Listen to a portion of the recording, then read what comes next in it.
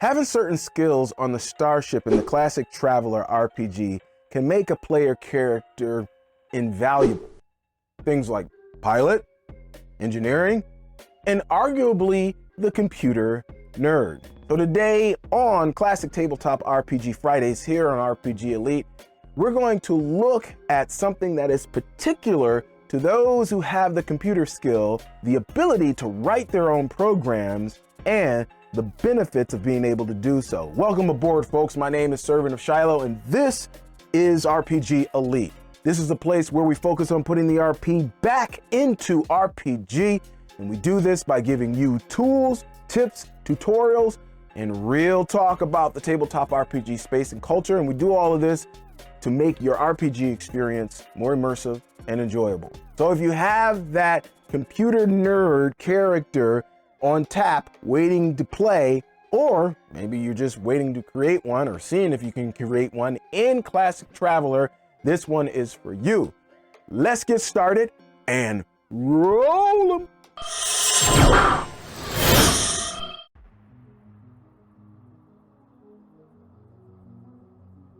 Player characters can write their own computer programs to use on their ships. And they need to have the required level of computer skill and the companion skill listed on the computer software list. Let's go ahead and take a look at that list right now. So in the first part of this, it's the same exact thing that you found on the software list when we were picking out the software for the computer for the ship. So it has your space, your mega credits, and the program title, but you have a couple other things on this particular list. You have the effects, so that's in summary form there. Then you have the skills that are needed to write the program. Now the number on the left of the comma is the computer skill level that's needed, and the number on the right of the comma is the other skill that's needed to write the program. So that's the companion skill. The companion skill can be possessed by another character who is helping. So you don't have to have all of these skills. You can have just the computer skill and have someone else help you with the other companion skill that's needed to write it. The number needed to succeed in writing the program is under the throw column, which is the last column here. DMs are allowed if they exceed the skill needed or the skill level needed. The excess is a DM. Let me give you an example of what I'm talking about here. If we're looking at this list, and let's just go to the first one here, which is predict 1. Let's say you have two people. One has computer skill 2 and the other one has navigation of 2. So since each one have excess of the skill that's needed, each one will get a die modifier when it comes to the throw. This would be a total of 2, and that would mean that the throw that would be needed in order to write that program would not be 10 or higher, but would be 8 or higher.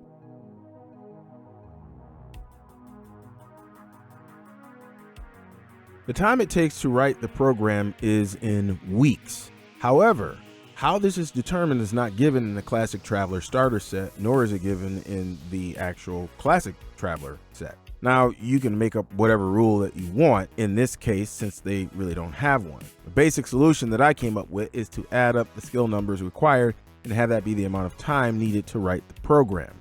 Let's say, for example, if you were using the one that I just came up with, to write a gunner interact program, let's use that. You would need a computer skill of 2 and a gunnery skill of 2, and it would take 4 weeks to write the program. Now this means the programmer would have to succeed 4 times. They get to throw once every week. Now if they fail any of those rolls, it just means that it's going to take longer. Hey folks, I just wanted to let you know real quick that if you are interested in Classic Traveler, there is a link down in the description below that will get you a free facsimile copy that is totally legit. You just go down in the description and click on that link. Also down there is a whole bunch of other iterations of the Traveler RPG. We got you covered here on the channel when it comes to Traveler. All right, let's get back into the video.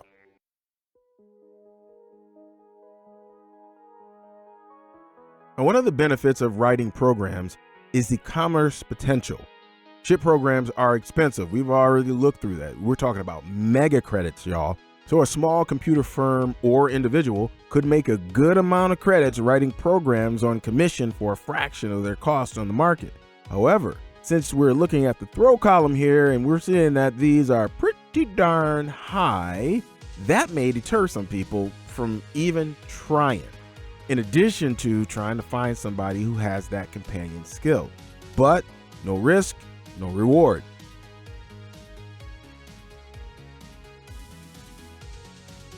Because these programs are difficult to make right, there's a chance that a flaw will be present in the program. The only one who would know this is the referee, who would make a secret roll to see if one is present, and you have to roll a 7 or higher. Now this would pop up in a critical situation, so this wouldn't happen if it was just routine, unless of course doing it routine would be in a critical situation. The PC wouldn't know about the flaw until the program runs and shows itself. So it might run, but it may not show itself, and that happens on 11 plus. Now, this is how I understand it. Now, if I'm messing up here, you guys will have to let me know, but this is what I see inside of the Traveler starter set rules.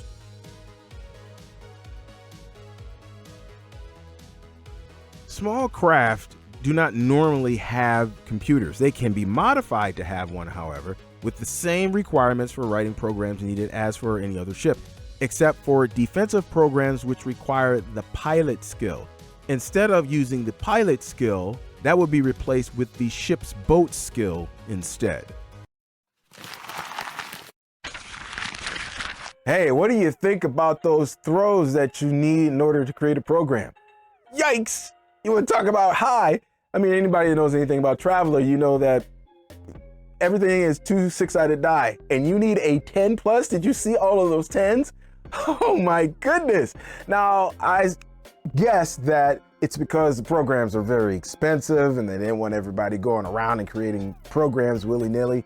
I get it. No risk, no reward. One of the good things, though, is once you write the program and shoot, you're good to go. Programs on the disk, you can go and sell that bad boy for whatever you want to sell it for, transfer it to other things. I mean, it's all, you're all good after that, right?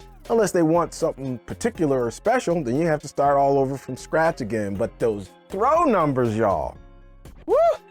But again, no risk, no reward. Hey, if you got any value out of this video today, go ahead and do a brother a solid. Can you do me a solid? Can you just crush the like button? Also, if you want to stick around for a little while, hey, join our community here, hit the subscribe button and the notification bell. But if you really want to go deeper, and you can go deeper in supporting this channel, then may I suggest that you join the Elite Squad. The Elite Squad is a core group of individuals who support the channel and the things which we do here in myriad different ways. And the perks that you get for being part of the Elite Squad are monthly giveaways. I've been working with some publishers and vendors, and we've got some sweet giveaways coming up. Only one thing a month, but hey, better than nothing, right? Then we also have our gilded only server for members. I was thinking about this and I was like, you know, am I gonna have this for everybody, or I'm gonna have this for members? And I decided, you wanna know something? Right now, it's just for Elite Squad members. For those who really wanna connect directly with like-minded individuals who are RPG elite-ish type of deal. And also, you'll get access to all of the episodes in our new Astonishing Adventures, which are just started over at RPG Elite HQ. That link is down in the description below as well. I tell you what, this one right here is kind of my baby. I'm loving it. I've got some other special things that I'm not even gonna mention on here. It'll just go directly to the Elite Squad members when it comes out, and they get access to all of the episodes. Now, there are some free episodes out there that you will get access to, but there are some that you're gonna skip some because it'll go from episode 3 to episode 5, and you'll be like, what happened to episode 4? And we're like, well, Elite Squad members only. And sometimes it'll be more than just one episode, might be 2.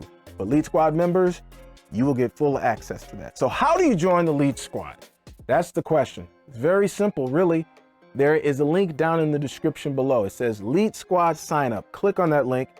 What it's gonna do is take you to a landing page. There, you're gonna put your name and your email address in, and you're gonna click that button, and that's gonna be it, folks. You will be a part of the Elite Squad. Now, of course, in order to get these perks and a couple more that I'm thinking about right now and just haven't added them yet, you're gonna have to stay part of the Elite Squad, which is the mailing list. If you don't stay part of the Elite Squad, you don't get the monthly giveaways, you don't get access to the server, and you don't get access to the astonishing adventures. So again, hit that link down in the description if you're interested in that. Woo! Okay, let's get to the question of the vid. Who is your favorite tech geeky character? Now, of course, it'd be good if they were, you know, computer nerds, because that's what we're talking about. But if they're not computer nerds, but just techie, that'll do in a pinch. And you can do it from any film, television, novel, book, whatever, or here we go now, the one that you created that you just love, that's this kind of like tech geek nerd. Go ahead and let me know down in the comments below. Let's get some engagement going. And you know what that means, folks. That is going to be it for me. Whew. I gonna get out of here and do some more work, so gotta do my snagglepuss. So exit, stage left. Hey, if you got a game this weekend, happy gaming, y'all. I hope it is an RPG Elite session. So until next time, God willing, Tuesday coming up, and I got something for you then already in the queue, y'all. So, peace! 5,000 elites. Your brother is outie.